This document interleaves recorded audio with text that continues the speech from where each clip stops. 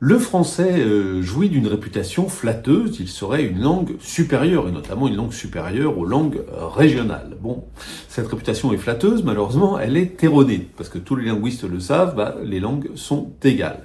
Alors, le français serait supérieur aux langues régionales, parce que les langues régionales, elles n'ont pas de littérature. Bon, pas de chance, il y a eu un type qui s'appelait Frédéric Mistral, qui a été prix Nobel de littérature pour une œuvre en provençal. Oui, mais le français est une langue claire.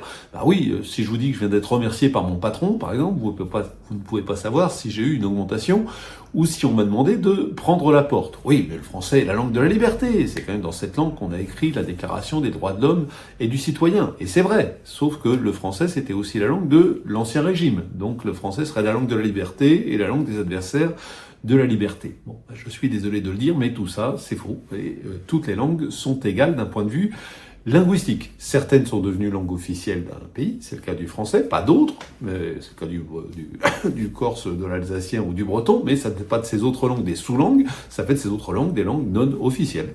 C'est tout. Voilà, alors d'où vient cette supposée hiérarchie? Eh bien, évidemment, je ne vais pas vous surprendre, de notre centralisation.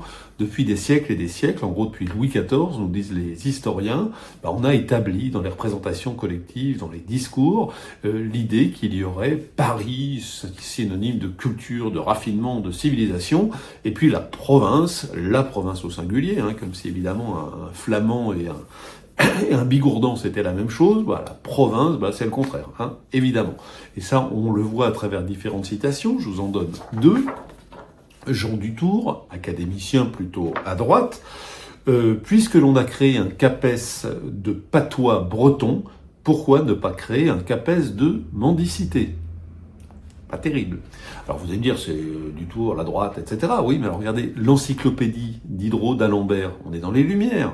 Eh bien, patois, langage corrompu tel qu'il se parle dans presque toutes les provinces, chacune a son patois, on ne parle la langue que dans la capitale. Et malheureusement, des citations comme ça, j'en ai des dizaines et des dizaines.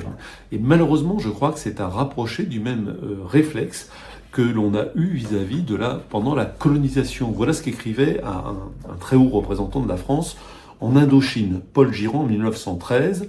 Les peuples placés sous notre domination sont de race inférieure pour la plupart. Ils parlent donc une langue également inférieure. Et vous voyez malheureusement cette hiérarchie établie entre des civilisations qui seraient supposées supérieures et des langues qui seraient également supérieures, cette hiérarchie entre civilisation et langue, c'est une catastrophe.